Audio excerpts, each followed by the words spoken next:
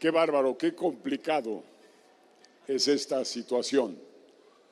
Pero cuando me propuso participar, ciertamente me vino la reflexión, quizá que a todos ustedes, de los fracasos, de las regadas, aprendemos mucho. Pero es difícil reconocerlo, tener la humildad y la hombría suficiente para corregir a partir de. Yo, para evitarme problemas con la opinión pública y con los medios de comunicación, decidí no tocar ningún tema de presidencia. Todo salió bien ahí. Para algunos, todo salió mal ahí, para muchos otros.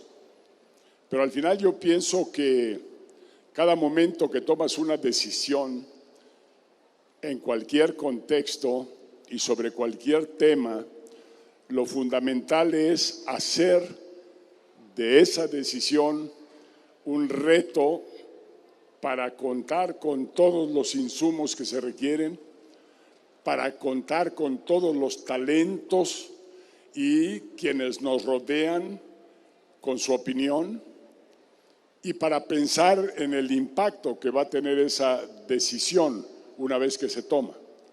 Si eso lo hacemos con esa claridad, con esa convicción, entonces difícilmente hablamos de un fracaso, simple y sencillamente fue una decisión equivocada.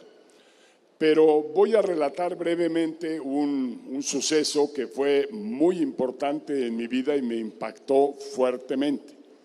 Esto fue en el tiempo que estaba yo del lado bueno, que es el sector privado, en lugar de andar en el sector público con todas sus complejidades. Se trata de una historia interesante.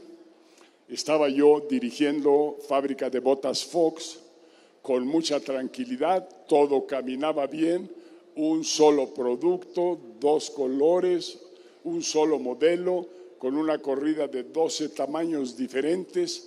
No tenía ninguna mayor complejidad producir, empacar y llevarlo al mercado. Muy simple la operación y nos fue bien por mucho tiempo.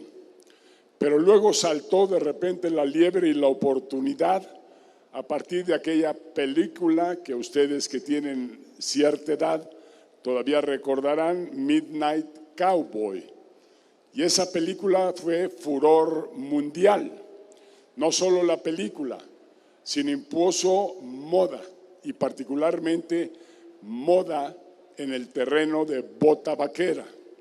La bota vaquera solo se vendía en México, en el norte de México, en Estados Unidos, en el sur de Estados Unidos, Texas, Arizona, Nuevo México, algo California, y paren de contar. Ese era el mercado total de la bota vaquera. Cuando viene esta película y surge esta moda, se vuelve un producto mundial. Y de la noche a la mañana, todo mundo, mujer u hombre, quería llevar botas vaqueras. Pero botas vaqueras ya no como un instrumento o una bota para montar un caballo o para hacer tareas y faenas del campo, sino ya una bota para lucirla en los mejores centros, en los mejores lugares en el mundo entero. Y entonces, a toda prisa para aprovechar la oportunidad de esta demanda extraordinaria, 50 veces mayor que la demanda normal que existía, nos pusimos rápidamente a convertir la fábrica, a convertir a los proveedores, a crear una nueva empresa llamada International Fashion Shoes, que ustedes ven por ahí, y a lanzarnos a la conquista de los mercados en el mundo, particularmente en Europa, en el resto de Estados Unidos, en San Francisco, en Nueva York, en Chicago, en los grandes centros de consumo. Fue muy complicado cambiar maquinarias, muy complicado educar o cambiar proveedores, pasar de 2 colores, café o negro, a más de 50 colores diferentes, guindas, lilas, azules, verde, limón, todos los colores del mundo, todos los diseños diferentes de la bota, del tubo de la bota. Entonces, de 2 productos y 2 colores pasamos a más de 50 productos con más de 250 colores. Imaginen para cambiar a los curtidores, sus pigmentos, que cambiaran todos los colores. Y entusiasmados con ese mercado gigantesco que atender, nos lanzamos a la tarea.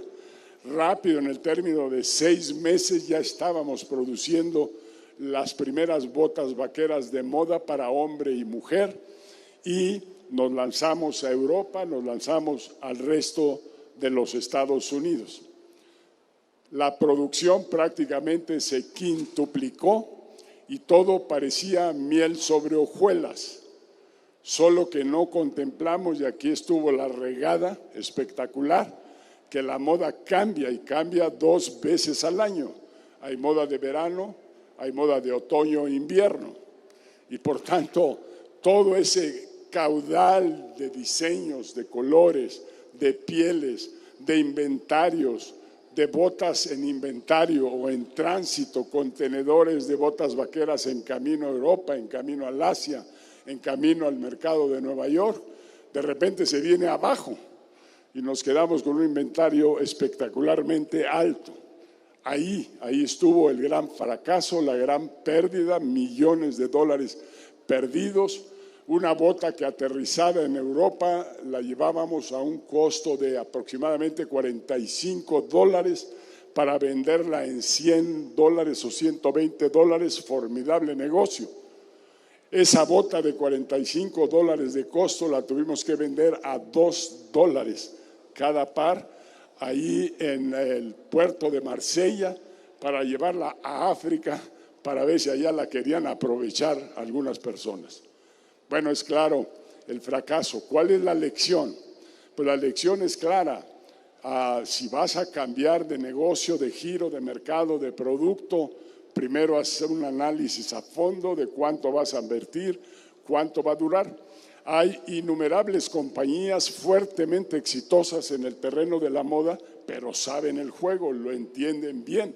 Empiezan vendiendo a precios súper altos en los mejores almacenes o en la calle Saint-Honoré, ahí en París, y después que va bajando la moda lo empiezan a mandar a almacenes más grandes, más populares, a un precio a la mitad de lo que empezaron, y después todavía lo mandan a otros mercados menos sofisticados, y así ya están creando la siguiente moda. Yo aprovecho la lección para continuar un poco lo que mencioné por la mañana. Las cosas están cambiando cada segundo del día. Cuando ustedes regresen a su comunidad, a su pequeño lugar, a su país, a la mera ya no está el presidente, a la mera ya lo corrieron, a la mera todo cambió en ese regreso. Entonces el cambio es fenomenal. Y lo que viene está todavía mucho más. Yo lo equiparo con la moda. Si esto que viene en el siglo XXI no tratamos de ver un poco y anticiparnos a lo que viene, no tratamos de entender de que todas las opciones que se nos están presentando de alguna manera son moda. Muchas gracias.